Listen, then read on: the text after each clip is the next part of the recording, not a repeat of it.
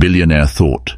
His pregnant wife couldn't live without him until she left with their daughter. Emma Caldwell's luxurious world revolved around the opulent parties and glittering skyscrapers of Manhattan. At least, that's what her billionaire husband, Gabriel Caldwell, believed. He had always assumed that Emma needed him like a plant needs water, that without his fortune and influence, she'd wither away. But Gabriel never bothered to look deeper, to see her quiet strength, her hidden dreams, or her unspoken fears. One fateful evening, Emma packed a few bags and gently woke their 6-year-old daughter, Sophie. Together, they vanished into the night. When Gabriel realized Emma was truly gone, his carefully curated empire began to crumble from within. Gabriel Caldwell, a billionaire CEO, commanded respect in New York's elite circles. He built Caldwell Ventures into a powerhouse, but at home his arrogance blinded him to his failing marriage. Gabriel Caldwell was a billionaire who thrived in boardrooms but neglected his own home.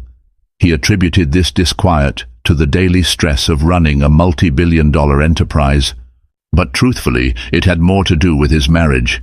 His wife, Emma Caldwell, née Peterson, embodied a quiet elegance. Raised in the suburbs of upstate New York, she was the antithesis of the cutthroat socialites who normally surrounded Gabriel. While people assumed she'd married him for money or status, their union stemmed from genuine love, at least in the beginning. They had met at a charity gala hosted by the Harrington Foundation, where Emma volunteered part-time. Her sincerity and warmth captivated Gabriel, standing out against a backdrop of feigned smiles and diamond necklaces. Their wedding was a grand affair, but beneath the glamour, Emma hoped for something real. Yet behind the polished veneer, cracks began to show. Gabriel's towering ego, once merely a byproduct of his success, hardened into a sense of entitlement. He believed that Emma, raised far from his circles, should be eternally grateful for her charmed life. Meanwhile, Emma grappled with isolation. She found her suggestions about philanthropic work brushed aside by Gabriel as unimportant. She felt more like a decorative piece than a partner. Sophie grew into a sweet, inquisitive child, and Emma devoted herself to motherhood. This only solidified Gabriel's assumption that Emma existed solely to ensure domestic harmony. When Emma's eyes shone with longing for some purpose beyond the gates of wealth, Gabriel didn't notice, or worse, he dismissed her needs. After all, to him, Emma's world revolved around the Caldwell name. Their closest friends and family caught glimpses of Emma's restless spirit. Her longtime confidant, Maria Farnsworth, commented once, "I never see you out doing the things you used to love, Em, like volunteering or teaching art classes. You okay?" Emma forced a smile, deflecting the concern. Inside, however, seeds of discontent took root. Gabriel, preoccupied with building new ventures and flaunting success, rarely paused to question his wife's quiet changes. He reasoned she had everything: wealth, a team of staff at her beck and call, and a supportive husband who made sure every bill was paid twice over. He was convinced Emma could not survive without him, and that notion was about to be shattered in a way he never anticipated. Before Emma married Gabriel, she had nurtured a dream of teaching underprivileged children. She'd studied child psychology in college, spent hours tutoring at a local community center, and once believed she'd run her own youth mentoring program. But these aspirations fell by the wayside once she entered Gabriel's world. Expectations of a Caldwell wife were crystal clear: attend high-profile gatherings, manage a curated social calendar, and never ruffle feathers in philanthropic boards. Sometimes she'd share her dreams with Richard Harrington, the family's longtime butler and confidant. He'd known Gabriel since childhood and was one of the few staff members Emma trusted implicitly. "That spark in your eyes says you're still longing, Mrs. Caldwell," Richard observed one afternoon while serving tea in the sunroom. "Is there anything I can do to help?" Emma smiled faintly, appreciating his kindness. I used to feel so alive when I volunteered. Now, it's like I'm in a bubble. Everything's orchestrated around Gabriel's schedule." But each time she tried to peel back his current persona, she hit a wall. He was too busy for introspection, consumed by the next deal, and content to assume Emma found her role fulfilling. Over time, Emma's attempts at deeper conversations about personal growth, about expanding her involvement in charities, became less frequent, overshadowed by his casual arrogance. Sophie often asked, "Mommy, do you like Daddy's parties?"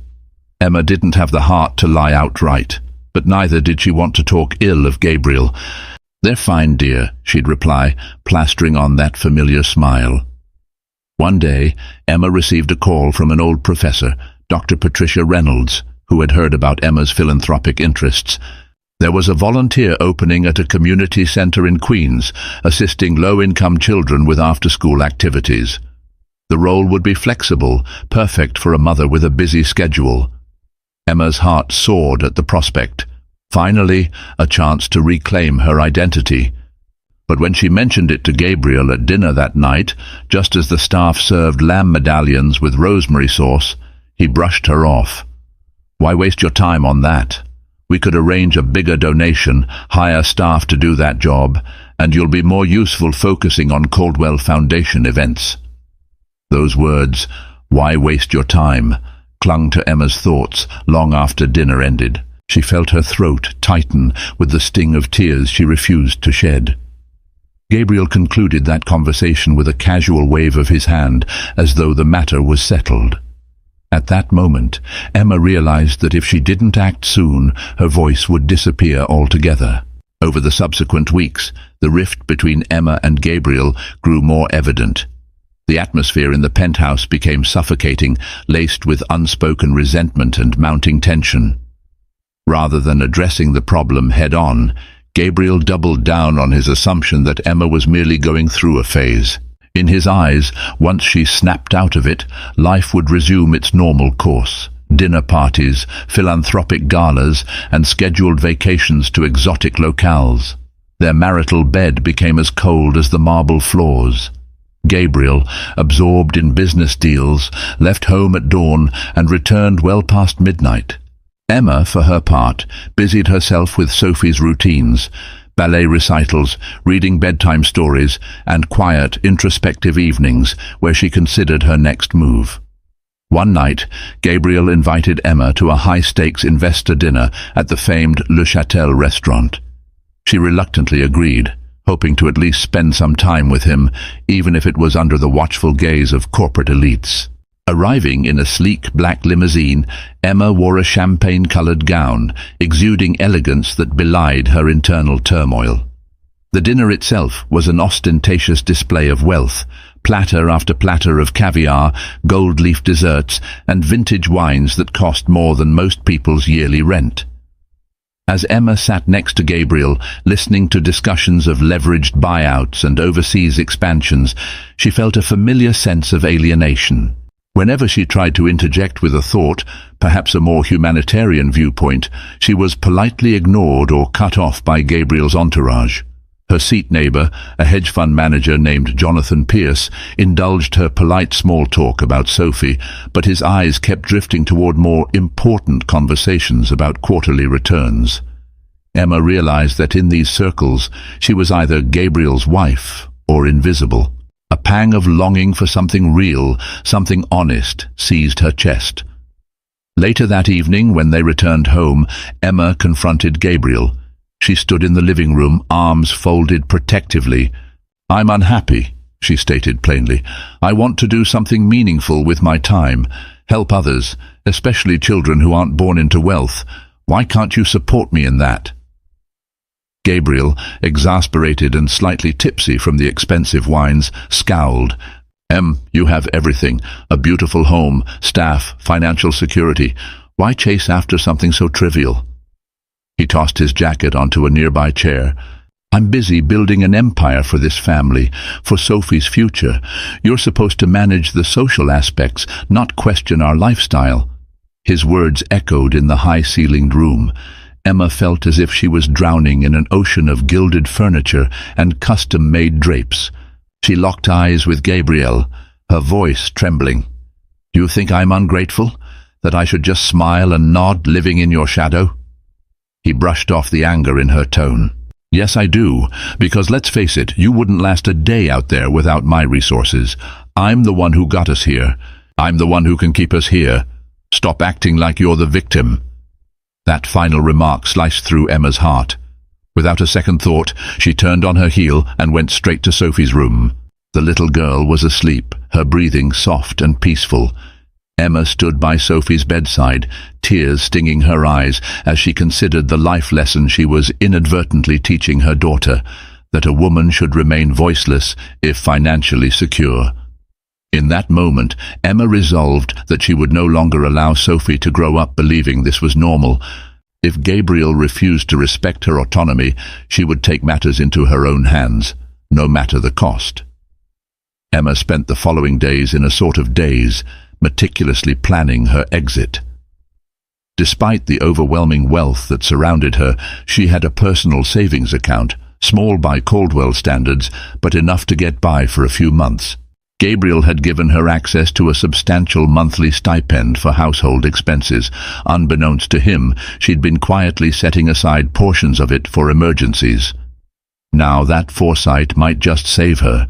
She confided her plans in only one person, Maria Farnsworth, her closest friend from college, who had remained steadfast even when Emma's world shifted into the billionaire sphere. They met at a modest cafe in Soho, chosen carefully because it was far from Caldwell Ventures and the prying eyes of paparazzi. Sitting at a corner table, Emma disclosed everything: her dissatisfaction, Gabriel's dismissive treatment, her fears for Sophie's upbringing. Maria hugged Emma. "You're not alone in this." Together, they planned Emma's new life. Meanwhile, Gabriel carried on, oblivious. He attended investor meetings with gusto, tossed out half-hearted invites to Emma for high society events, and flaunted the image of a perfect family man whenever cameras were near. The staff in the Caldwell penthouse noticed Emma's hushed tension, yet no one dared to pry except Richard Harrington, the butler. One evening he pulled Emma aside. "Mrs. Caldwell, I may be overstepping," he said quietly, "but if you ever need anything, advice or assistance, I'm here. I can tell something weighs heavily on you." Emma appreciated the concern but couldn't risk involving Richard. The fewer people who knew, the better. She thanked him politely and insisted she was fine. Late one night, Emma took a silent walk through the penthouse, stepping through the grand foyer, the living room adorned with art worth millions, the polished oak library where Gabriel often pretended to read, but mostly made business calls.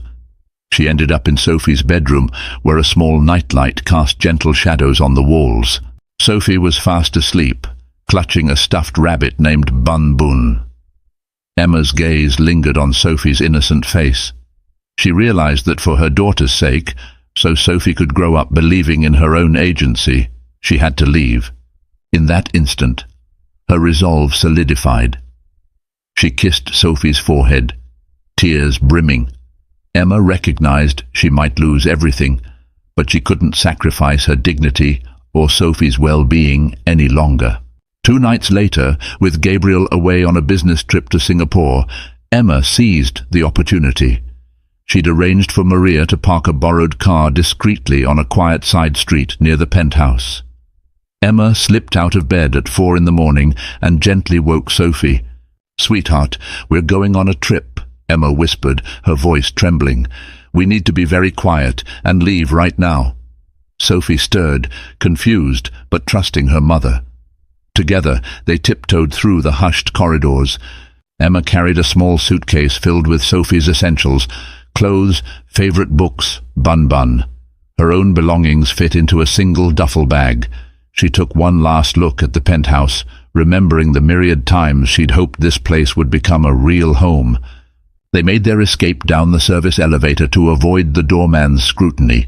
Outside, a cold wind whipped through the empty streets. Emma spotted Maria, waiting anxiously in the driver's seat. With Sophie in her arms, Emma scurried to the car, her heart pounding like a war drum. As the car pulled away, Emma exhaled in a mix of relief and terror. She was leaving behind a life of luxury that most could only dream of. But she was also stepping toward a future where she could breathe freely, where she and Sophie could forge a life unbound by Gabriel's controlling shadow. The car ride to Maria's small Brooklyn apartment felt surreal. Emma pressed Sophie close to her side, the child half asleep and confused, but comforted by her mother's warmth. The city lights flickered by, and Emma swallowed a lump in her throat, grappling with a cascade of emotions: fear, relief, sorrow, and a fragile sense of hope.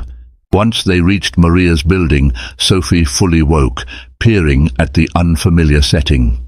"Mommy, where are we?" she asked, clutching Bun Bun. Emma forced a reassuring smile. "We're staying with Aunt Maria for a while, sweetheart.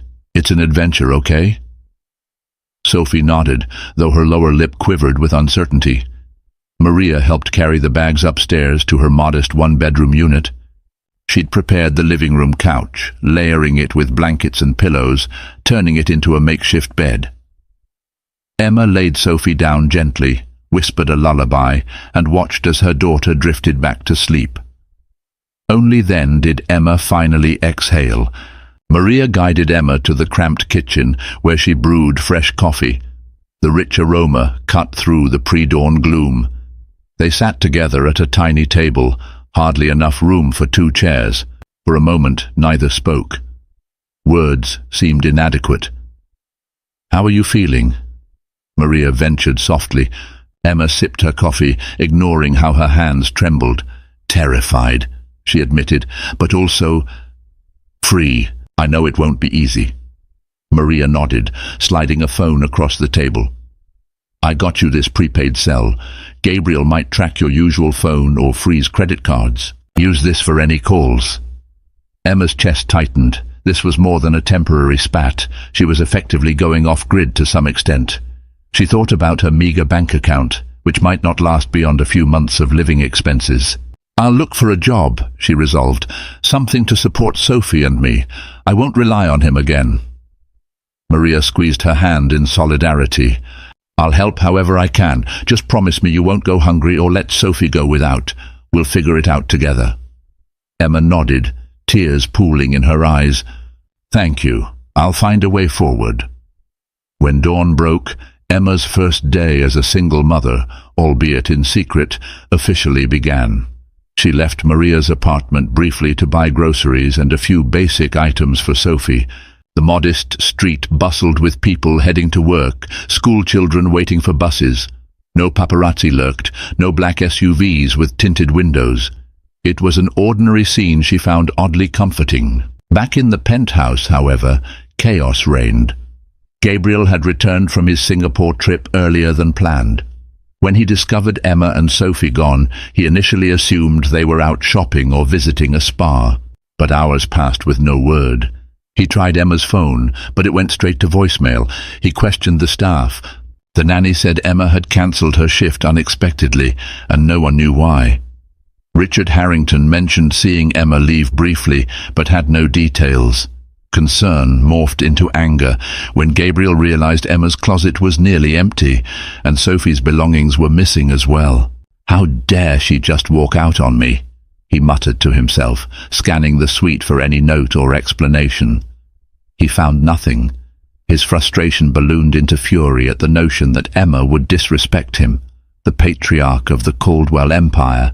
He phoned his lawyers, demanding they trace Emma's credit card usage. He called private investigators, instructing them to find her immediately. The seeds of panic took root in Gabriel's mind, panic that perhaps, for the first time, he had lost control. Meanwhile, Emma and Sophie settled into a routine of sorts. Emma used her prepaid phone to contact a small community center in Brooklyn, inquiring about potential job openings. She remembered her old dream of working with children and hoped that, even in a minor administrative capacity, she could start anew. The center's director, Anita Reynolds, recognized Emma's name from her volunteer days long ago. Emma had a decent track record and a genuine passion for helping kids. "Come in for an interview," Anita said. "We can't offer much pay, but we do need an administrative assistant who can also help with tutoring." Emma's heart lifted. It was a small, humble beginning, but it was hers. She hung up the phone and looked at Sophie, who was coloring a picture at Maria's coffee table. Emma kneeled beside her daughter, kissing her forehead. "We're gonna be okay, sweetheart," she whispered. "I promise." As Emma attempted to rebuild her life, Gabriel Caldwell launched a relentless campaign to locate her. Through his extensive network of connections, he scoured bank statements, credit card usage, and phone records. But Emma had been careful, withdrawing cash in small increments and using the prepaid phone for calls. Her official phone lay dormant in her handbag, switched off. With no fresh leads, Gabriel's frustration simmered. He resorted to hiring a private detective, Marco Finnegan, renowned for tracking down individuals who didn't want to be found. Over a late-night meal in Gabriel's penthouse office, the detective laid out his approach, visiting mutual acquaintances, tapping into city surveillance, and exploring potential safe houses.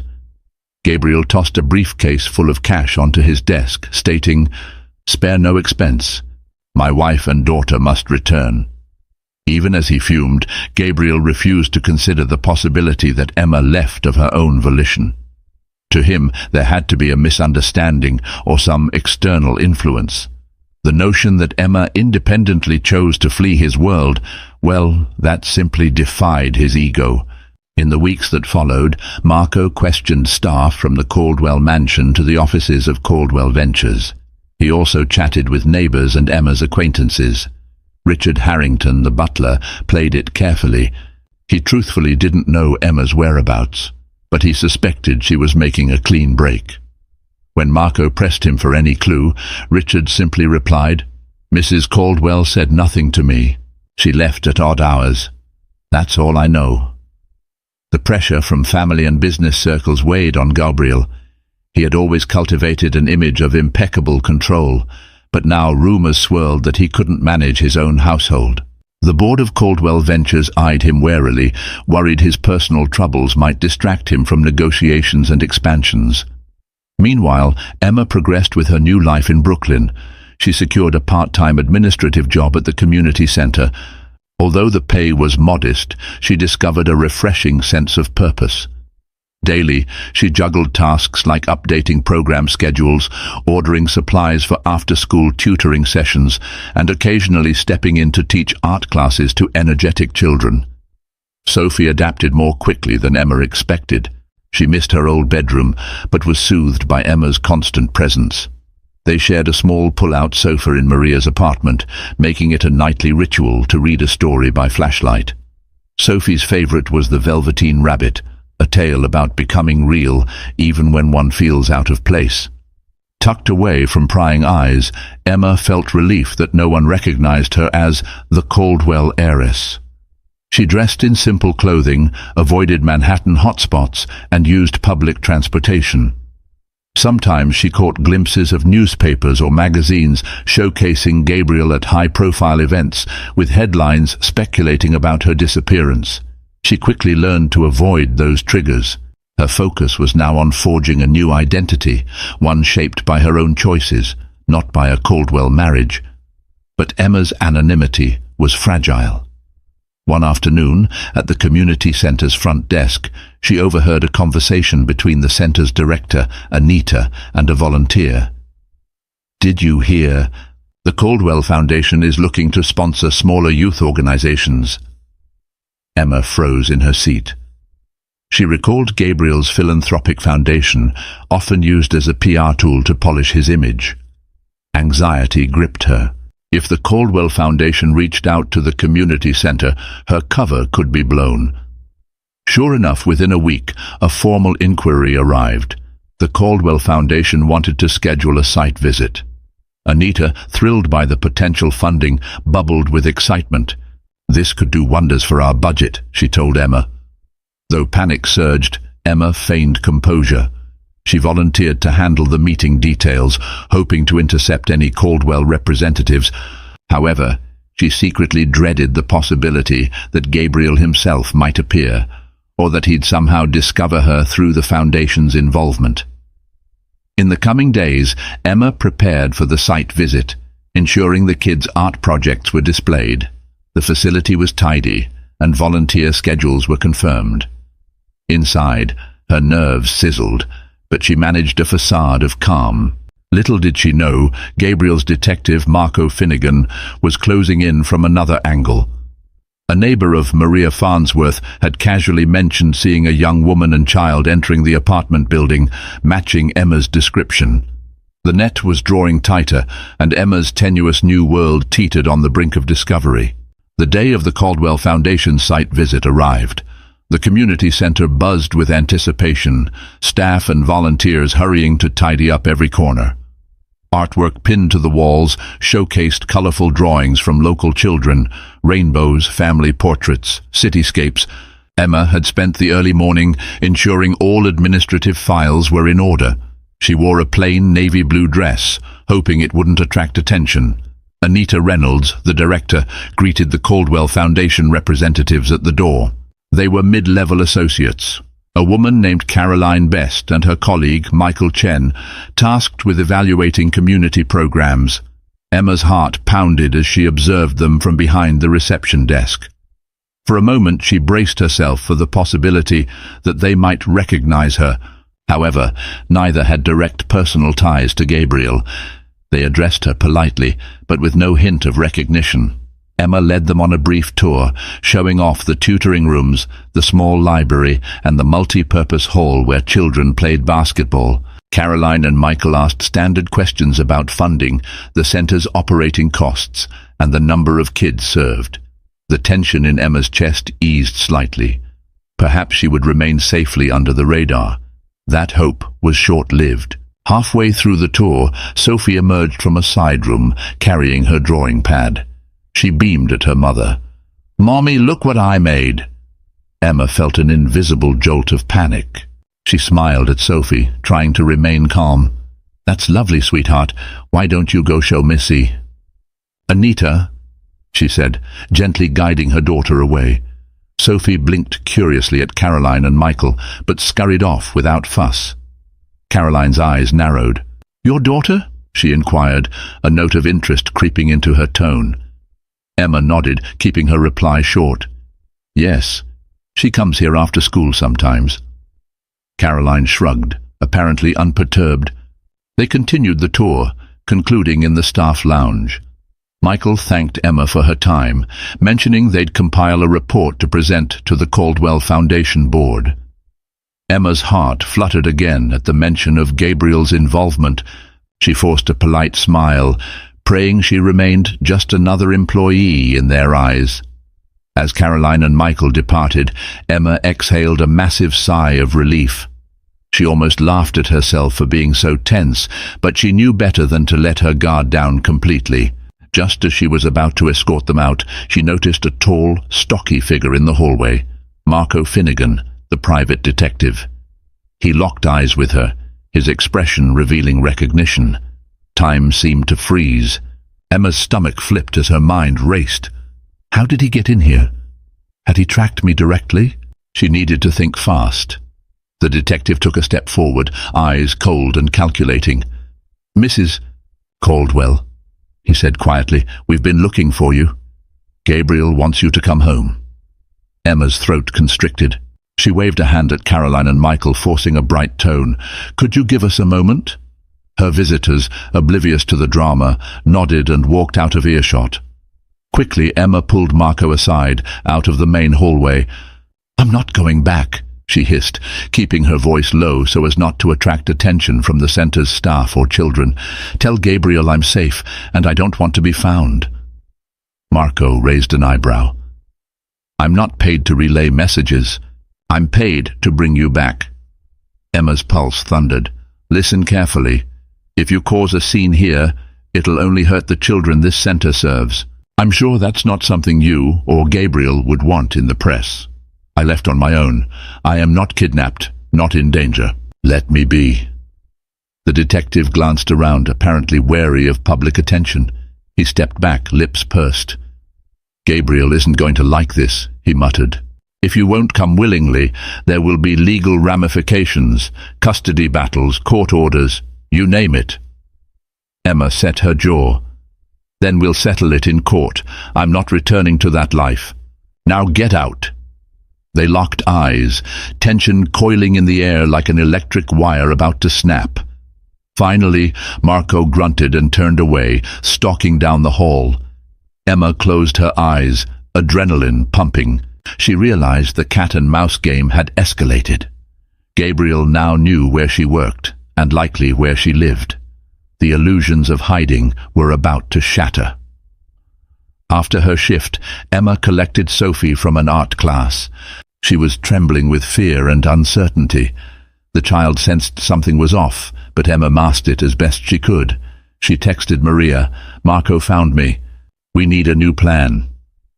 When Emma arrived at Maria's apartment, her friend was pacing nervously. "I got your text." "What now?" Emma sank onto the couch, pressing her palms against her temples. "He threatened me. Custody suits, legal battles. Gabriel might try to paint me as an unstable mother." Maria set a comforting hand on Emma's shoulder. "You need real legal help, Em. I have a friend, Rebecca Ogilvy, a family law attorney, who might take your case pro bono or for a reduced fee. We'll figure out a strategy." Emma swallowed hard, tears brimming. "I don't want to drag Sophie through a public mess, but I also refuse to let Gabriel control us anymore." Maria knelt beside her, voice gentle but firm. "He's used to getting his way. You're the first person to stand up to him. It's going to be rough, but you're not alone." Emma hugged Maria, sobbing softly. She thought back to the confrontation with Marco, replaying his veiled threats. The next chapter of this ordeal loomed large, a legal and emotional storm that threatened to upend everything. Yet beneath her terror, Emma felt a flicker of determination. She would fight for her freedom and for Sophie's right to grow up in a nurturing environment. Gabriel could wield his billions, his investigators, his attorneys, but he could no longer wield her soul. 2 days after the confrontation at the community center, Emma found herself sitting in a modest legal office in downtown Brooklyn. The walls were lined with outdated family law textbooks, and the reception area was furnished with mismatched chairs. It was far from the high-end environment she once frequented with Gabriel, but it felt a world more genuine. Rebecca Ogilvy, a sharp-eyed, middle-aged attorney with a warm smile, greeted Emma and Maria. "I'm glad to finally meet you, Ms. Caldwell," Rebecca said, gesturing for them to sit at her small conference table. "Maria has filled me in on the basics. Let's discuss your legal standing." Emma described her situation, how she left the penthouse with Sophie, her meager savings, and her intent to start anew. She expressed concern that Gabriel would paint her as an unfit mother, given his resources. Rebecca listened intently, scribbling notes on a yellow legal pad. "Legally, you're still married, and you have as much right to your daughter as he does. Unless he can prove neglect or harm, he won't get immediate full custody. However, he might try for an emergency hearing claiming you abducted Sophie. That's a scare tactic often used in high-profile divorces." Emma's stomach churned. "What can I do to protect Sophie and me?" Rebecca leaned back, folding her arms. "First, file for separation or divorce in a venue that's fair, likely a Brooklyn court. That way, the case is anchored here. We'll also establish your living situation as stable. Since you have a job and a reliable friend providing housing, that's a good start.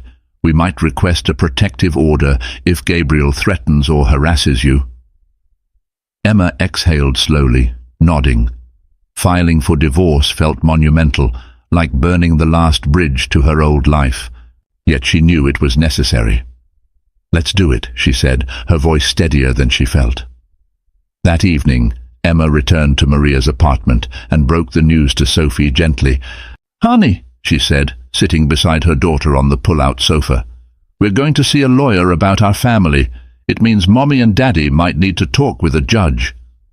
Sophie's eyes widened, clutching Bun tightly. "Are we in trouble?" Emma's heart ached. "No, not at all. We just want to make sure we can stay safe and happy. Daddy wants you to come home, but Mommy wants to make sure everything is fair and that you're okay." Sophie nodded, tears brimming. She was too young to understand the complexities of marriage and divorce, but she sensed the gravity. Emma pulled her close, whispering comforting words. Meanwhile, at Caldwell Ventures, Gabriel had the sense that things were spiraling out of control. His board members noticed his restlessness. The CFO reported that Gabriel snapped at staff for minor errors. Word reached him that Emma had met with a family lawyer, and it enraged him further. He summoned Marco Finnegan once again. "She's lawyering up," Gabriel said, pacing the expensively furnished office. "I want you to keep tabs on her. If she tries to run to another state or country, let me know immediately. And if she's going to file for divorce, I want my attorneys prepared to strike back." Marco shrugged. "I can only do so much without crossing legal lines. Your wife isn't a criminal." Gabriel stopped pacing, glaring. "Don't lecture me, just do your job." He ran a hand through his hair, exasperated. "Emma's going to learn a harsh lesson. She can't beat me in this game." That night, Gabriel returned to an empty penthouse, the silence almost mocking him. Memories of Emma's laughter echoed in his mind, fueling his anger. He convinced himself she was ungrateful, a traitor who'd spurned his generosity. Yet beneath that fury, a whisper of doubt lingered. What if she's really serious this time? What if I lose Sophie? He poured himself a whiskey and stared at a framed family photo taken at Sophie's 3rd birthday party, Emma's arm around him, Sophie perched on his lap. They looked carefree, content. Gabriel slammed the frame face down on a table, swallowing hard. Emma's legal process began swiftly.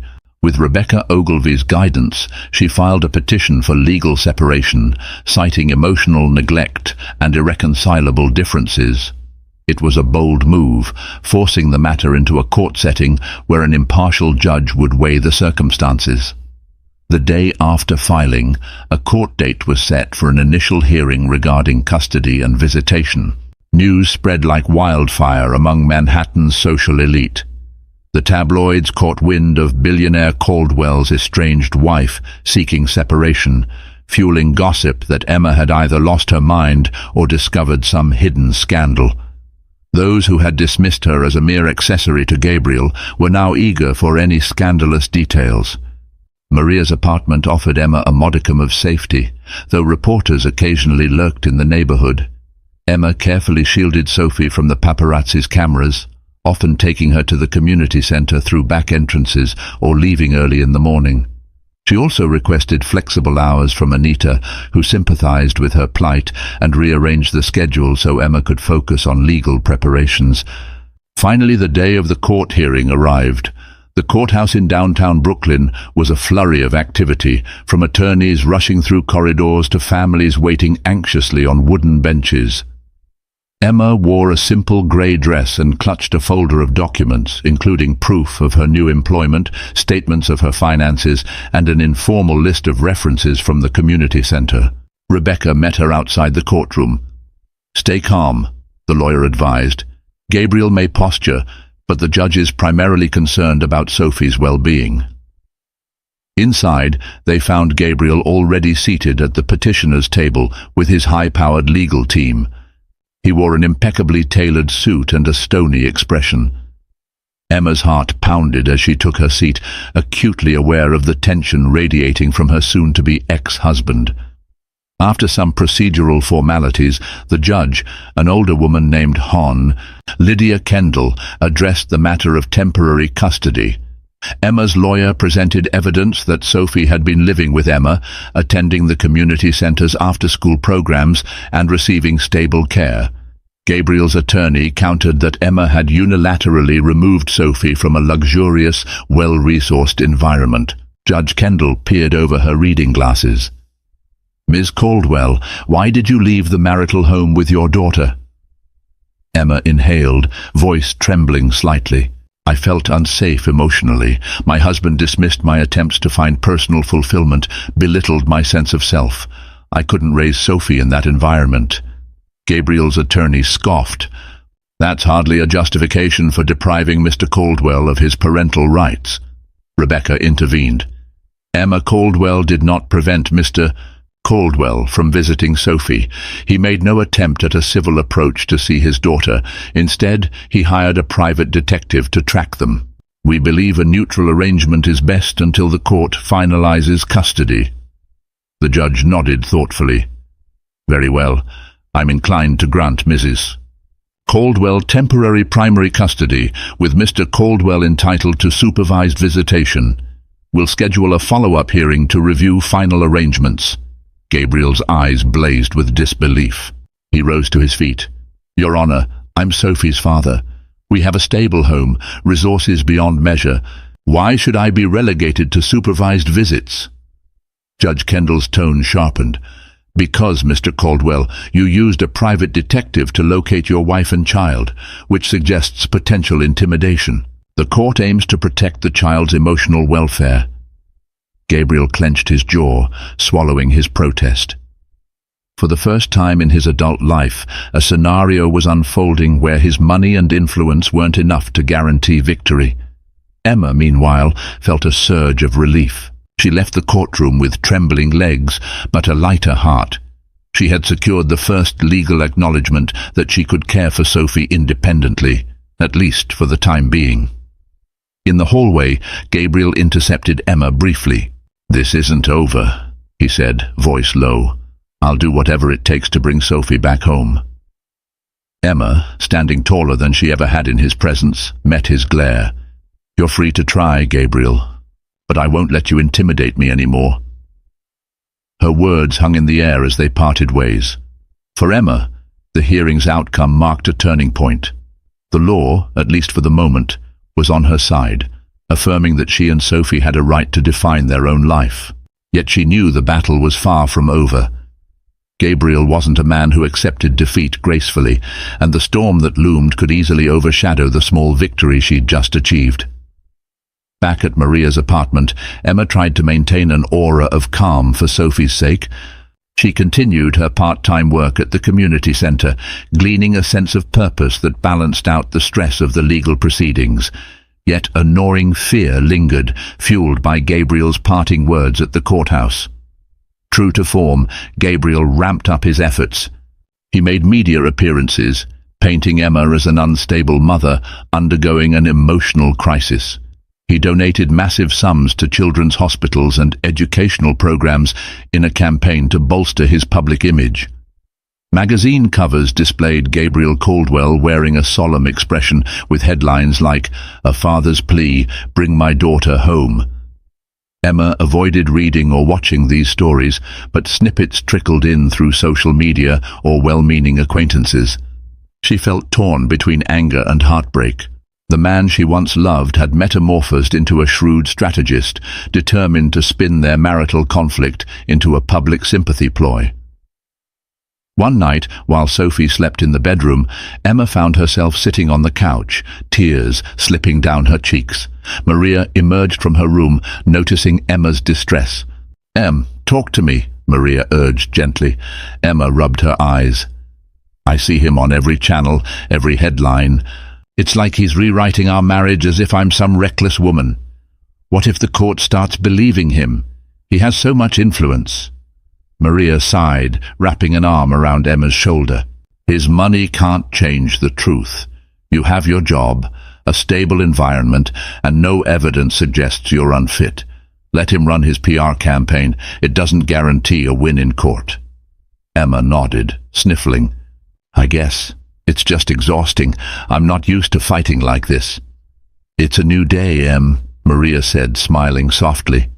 "Every day you prove you can stand on your own feet." Still, the nights remained sleepless.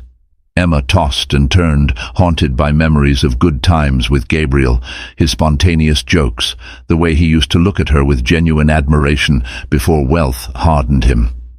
She wondered if Sophie would hate her one day for keeping her from a luxurious lifestyle. But each time she considered it, she reminded herself that emotional neglect couldn't be offset by mere luxury. At Caldwell Ventures, Gabriel snapped at employees and fired a junior analyst for a trivial error. The board grew concerned about his temperament. "Perhaps you should take a leave of absence. Focus on your family issues," one member suggested. Gabriel refused. He saw the business as an extension of himself. Stepping aside would be akin to admitting personal weakness. Gabriel sat alone, whiskey in hand. He had everything, yet he had lost her.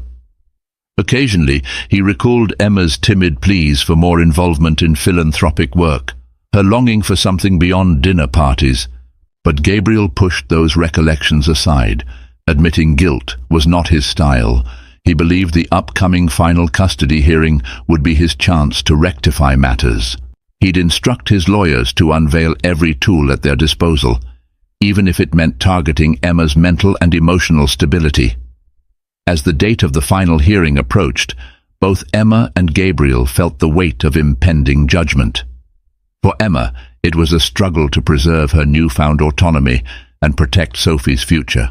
For Gabriel, it was a battle to reclaim what he considered rightfully his, a wife and daughter who, in his eyes, should never have attempted to leave in the first place.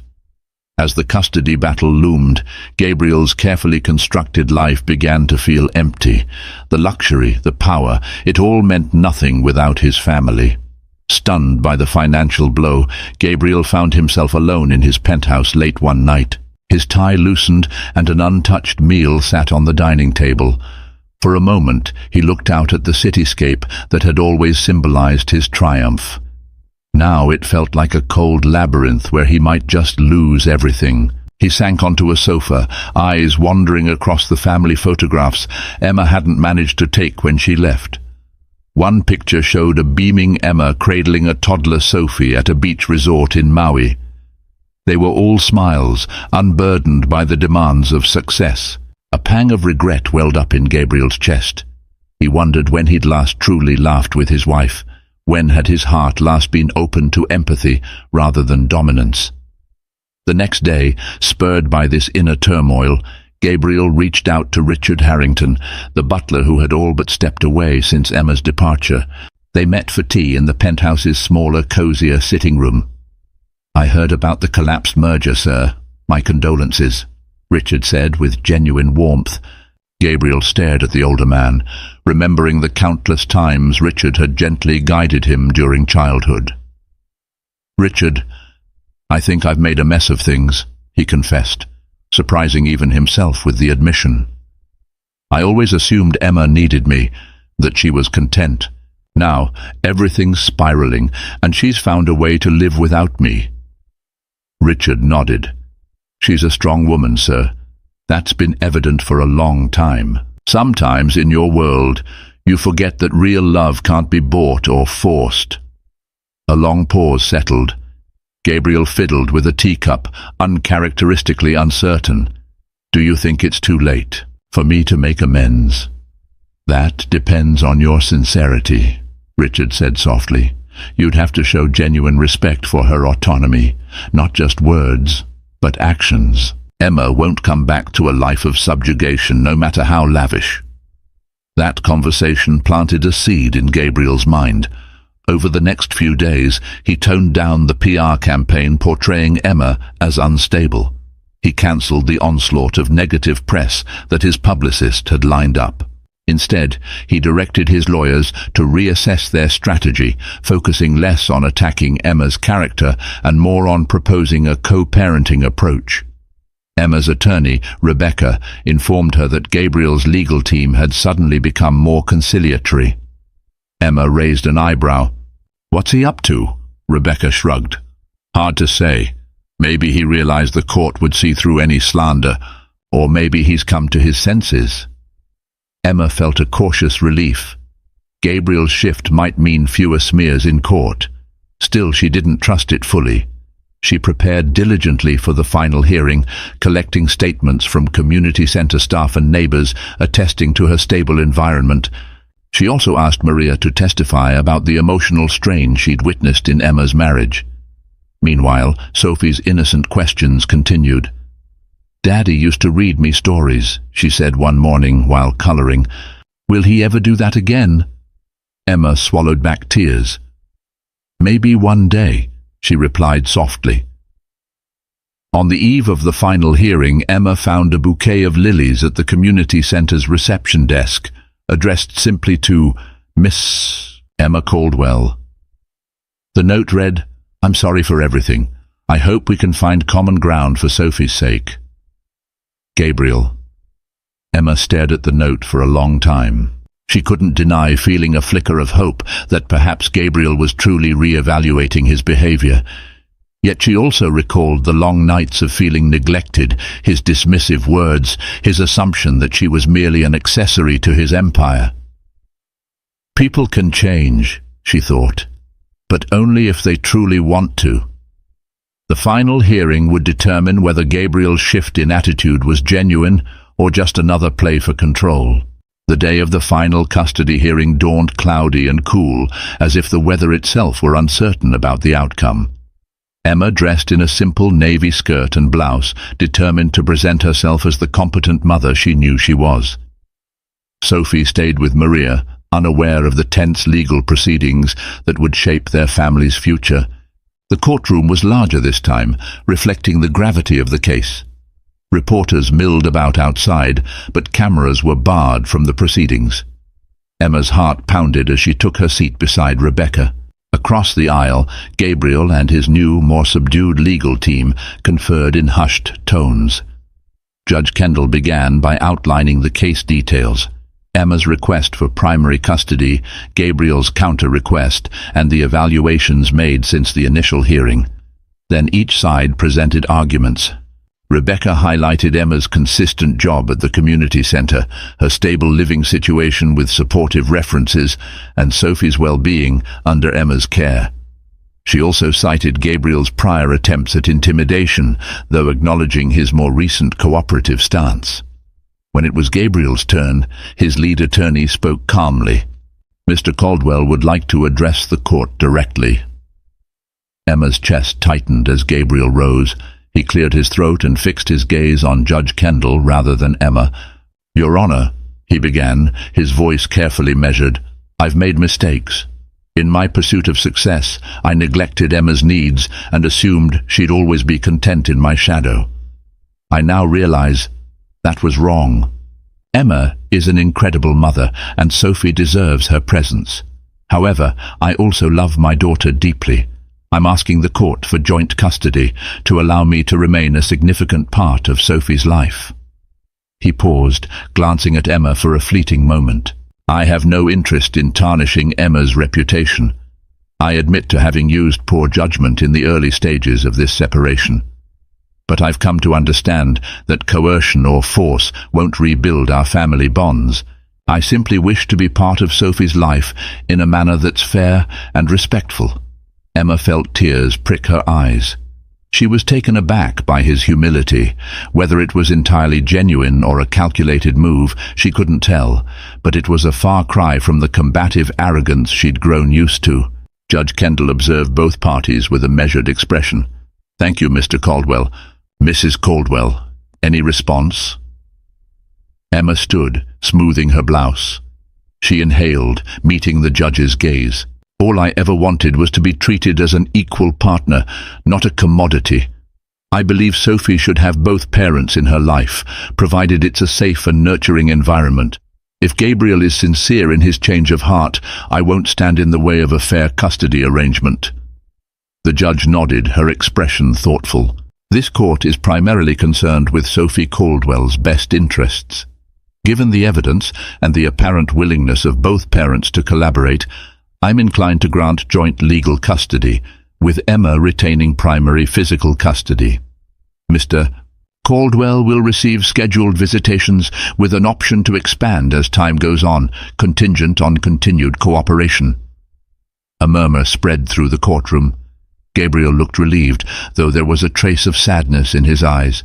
Emma released a trembling breath, uncertain whether this was a victory or simply a new chapter of challenges. The gavel banged, and the hearing concluded. Outside the courtroom, reporters converged, but security ushered them away.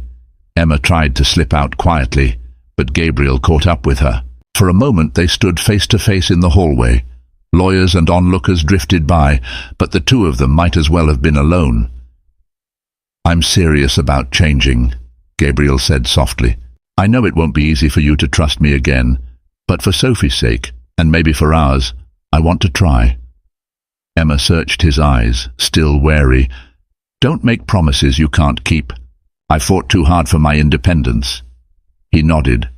I understand. Let's start with co-parenting, see where it leads. They exchanged a polite nod, a tentative truce in place. Though the tension lingered, Emma felt a glimmer of cautious optimism. She had no illusions that the road ahead would be simple, but at least, for once, they were on equal footing, guided by what was best for Sophie rather than just one man's ego. The weeks following the final hearing marked a new phase in Emma's life. The court's joint custody arrangement meant Sophie spent weekends at Gabriel's penthouse and weekdays with Emma. The schedule felt strange at first. Sophie's confused questions tugged at Emma's heart, but over time the routine settled into familiarity. Every Sunday evening, Gabriel would drive Sophie back to Maria's apartment. Each drop-off was a delicate dance, as he navigated a place that was worlds apart from his luxurious lifestyle. Initially, he'd walk Sophie to the door, give her a hug, then depart. Over time, however, Emma extended small courtesies, a brief invitation to sit in the living room, a cup of coffee. Their conversations were civil, occasionally even warm. One day, Sophie excitedly showed Emma a clay sculpture she'd made with Gabriel. "Daddy's helping me make a whole set," she beamed. Emma felt a pang of mixed emotions, gratitude that Sophie was bonding with her father, and a faint ache recalling that she once yearned for such nurturing from Gabriel herself. Meanwhile, Emma's life at the community centre blossomed. Her role expanded from administrative tasks to coordinating a mentorship program for teens. Anita praised her work ethic and dedication, eventually offering her a full-time position. Emma felt a profound sense of accomplishment. The paycheck was modest compared to Caldwell wealth, but it was her paycheck, earned through her passion, not inherited from marriage. Gabriel, for his part, found himself re-evaluating more than just fatherhood. He scaled back some aggressive business expansions, focusing instead on stabilizing Caldwell Ventures. He also donated discreetly to the community center, careful not to overshadow Emma's role there. Though Emma was initially skeptical, she acknowledged the gesture as a step toward better behavior. Their interactions remained cautious. Polite texts about Sophie's schedule, occasional phone calls about upcoming school events. Emma set boundaries, insisting that Gabriel not barge into her personal time or overshadow her decisions. Surprisingly, he respected that. The controlling tone that once defined him had mellowed, replaced by a subdued humility. Gabriel nodded. "I want to do better for Sophie." Emma hesitated, one step at a time. "Gabriel, I'm not sure if we can ever be what we were before, but I appreciate your efforts. Sophie needs her father." His voice softened. "I know I've lost your trust in many ways. Maybe we can start anew, co-parents and maybe even friends one day?" Emma exhaled slowly, a small smile tugging at her lips. "One step at a time. Friendship might be possible if it's built on respect." They stood there for a moment, the hum of the city blending with the hope of a gentler future.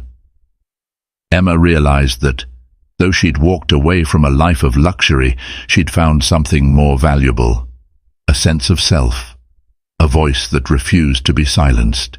And Gabriel, once so certain of his dominance, had finally recognized that love couldn't be possessed. It had to be earned. As Emma headed home, daisies in hand, she felt a sense of closure.